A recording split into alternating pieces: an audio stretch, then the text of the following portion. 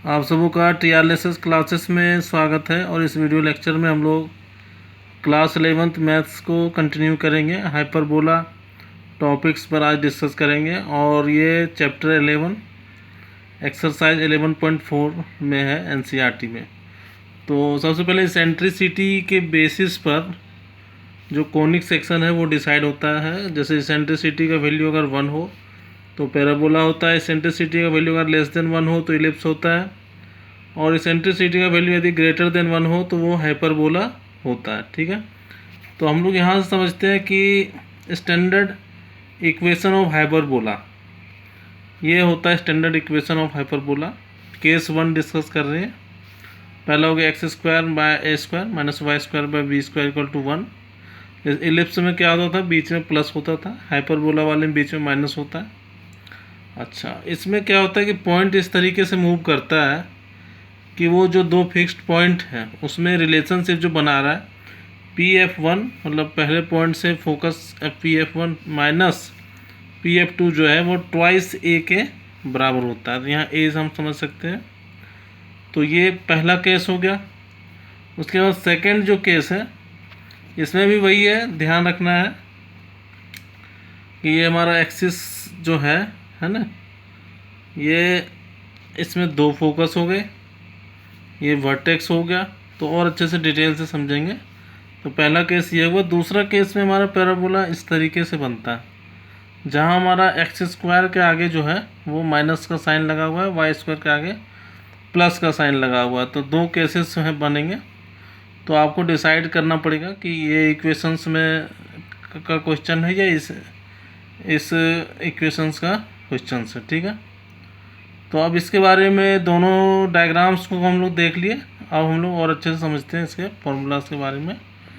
तो इस टेबल को आप ध्यान से देखो कि जैसे हमारा दोनों केस लिए हुए, पहला जो केस है हाइपरबोला बोलते हैं और दूसरा जो केस है उसको कंजुगेट हाइपरबोला बोलते हैं। जैसे ये जो है ये हमारा कंजुगेट हाइपरबोला है और ये हाइपरबोला है। ठीक है, तो इक्वेशन से तो डिसाइड कर लेंगे और डायग्राम से भी पता चल जाएगा। तो अब यहाँ पर देखते हैं इक्वेशन ऑफ ट्रांसवर्स एक्सिस।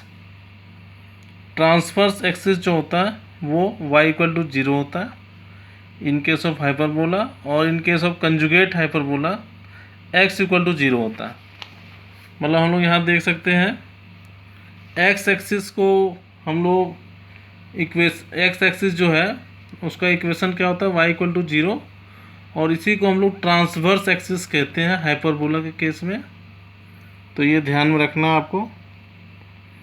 और कंजुगेट एक्सिस इसको बोलते हैं। ठीक है, लेकिन जब हमारा ये जो कंजुगेट हाइपरबोला वाला केस है इसमें हमारा ट्रांसवर्स एक्सिस ये होता है और कंजुगेट एक्सिस ये होता है। तो हम लोग अच्छे से समझते हैं।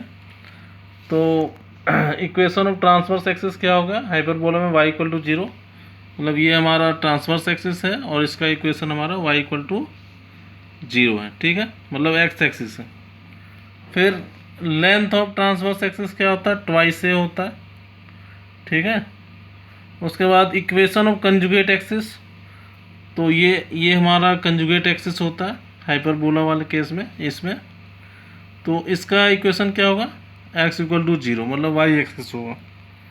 ठीक है, और समझ में आ गया। अब लेंथ ऑफ कंजुगेट एक्सिस क्या होगा, ट्वाइस b के बराबर होगा। ठीक है, अच्छा वर्टिसेस पहले एक केस समझ जाते हैं। वर्टिसेस जो होगा वो प्लस माइनस a0 होगा, मतलब हमारा ये हाइपरबोला है तो ये दोनों को वर्टिसेस बोलेंगे, a0 और माइनस a0 को, इन केस ऑफ हाइपरबोला जब इस फॉर्म में हो। अच्छा, उसके बाद फोकाई प्लस माइनस a0, मतलब हम लोग यहाँ a लिखे हैं तो ये ध्यान रखें AE 0 है, ये AE 0 है, और BE और माइनस BE है, तो ध्यान रखना। ठीक है, अच्छा directrix x equal two plus minus AE होता है। सेंटर 0 0 होता है, ये सेंटर ये 0 0 पर है, ये हाइपरबोला का, इसका कोऑर्डिनेट हमारा 0 0 हो गया। उसके बाद इसेंट्रिसिटी अगर निकालना है हाइपरबोला का तो square root of a² plus b² divide by a² से निकालेंगे। लेंथ ऑफ लेटेस्ट रेक्टम अगर निकालना है तो ट्वाइस बी स्क्वायर बाई ए से निकालेंगे। फोकल डिस्टेंस एनी पॉइंट निकालना है तो ई एक्स प्लस माइनस ए से निकालेंगे। ठीक है, तो ये सारे फॉर्मूले इसके हो गए। अब हम लोग सेकेंड केस को समझते हैं थोड़ा सा। कंजुगेट हाइपरबोला जब ये होगा इस तरीके से तो हम लोग कंजुगेट हाइपरबोला बोलेंगे। ठीक है, और इसका डायग्राम हमारा ये है कंजुगेट हाइपरबोला का। और कंजुगेट हाइपरबोला में जो ट्रांसवर्स एक्सिस होता है ये होता है, वाई एक्सिस को हम लोग कंजुगेट एक्सिस कहते हैं और एक्स एक्सिस को हम लोग ये ध्यान रखना है ना, मतलब कंजुगेट हाइपरबोला में जो वाई एक्सिस जो है उसको हम लोग ट्रांसवर्स एक्सिस बोलते हैं और एक्स एक्सिस को यहाँ पर हम लोग कंजुगेट एक्सिस बोलते हैं। तो ये ध्यान रहे आपको।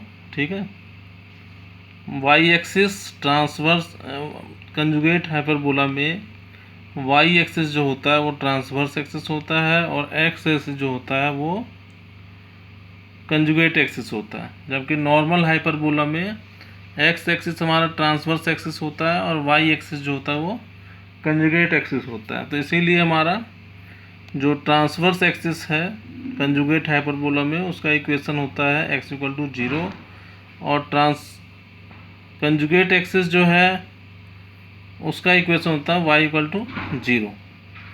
तो हम लोग यहाँ से देख सकते हैं। और लेंथ ऑफ ट्रांसवर्स एक्सिस जो होता है ट्वाइस भी होता है। अच्छा, length of conjugate axis twice से होता है in case of conjugate hyperbola. Vertices 0 plus minus B होता है, फोकाई 0 प्लस माइनस बी होता है। डायरेक्ट्रिक्स का equation in case of conjugate hyperbola, मतलब ये जो केस है उसमें हमारा plus minus b by e होता है। इसेंट्रिसिटी निकालने का जो फॉर्मूला है कंजुगेट हाइपरबोला में b square by b square plus A square divide b square है का स्क्वायर रूट है। और length of latus rectum twice a square में बी होता है in case of conjugate hyperbola.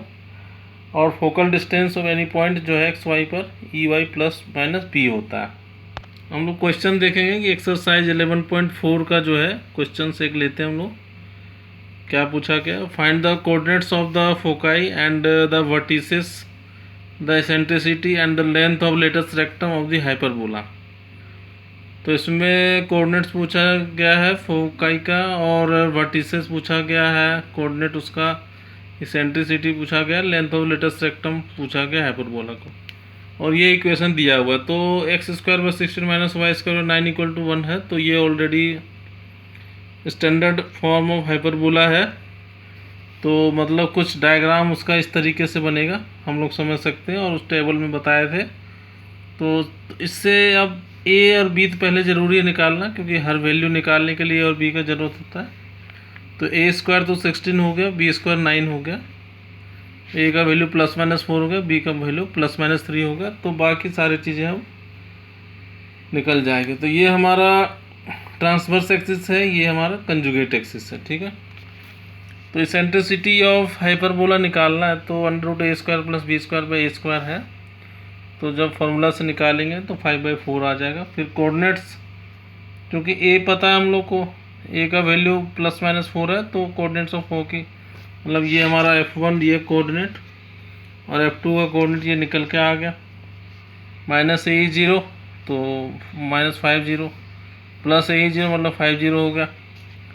और coordinates of the vertices a and b, तो इस तरीके से हम लोग को पता है कि हाइपरबोला में ये दोनों वो वर्टिसेस कहते हैं। तो वर्टिसेस का कोऑर्डिनेट हम लोग को निकल के आ गया -40 और 40। ठीक है, length of latus rectum hyperbola का ट्वाइस बी स्क्वायर में ये होता है, तो ट्वाइस इंटू बी स्क्वायर 9 है बाई ए 4 हो गया, तो 9/2 हो गया। तो ये समझ में आ गया, काफ़ी सिंपल क्वेश्चन था। अब हम लोग यहाँ देखेंगे कि एक और क्वेश्चन है, question number 3, find the coordinates of the foci and the vertices the eccentricity and the length of latus rectum of the hyperbola. तो इसमें क्वेश्चन कुछ इस तरीके से दिया है, इक्वेशन हमारा 9y square minus 4x square equal to 36 है। तो ये स्टैंडर्ड फॉर्मेट पर नहीं है, तो हम लोग क्या करेंगे, हमारा RHS में 1 होना चाहिए, तो दोनों साइड 36 से डिवाइड कर देंगे LHS एंड RHS को। तो इसका इस तरीके से वाई स्क्वायर में 4 हो गया, माइनस एक्स स्क्वायर 9 हो गया, इक्वल टू 1 हो गया। तो हम लोग देख सकते हैं कि ये एक्स स्क्वायर के आगे माइनस है, वाई स्क्वायर के ऊपर प्लस है, मतलब इट इज मतलब इससे पता चल जाता है ये जो इक्वेशन है वो कंजुगेट हाइपरबोला का है।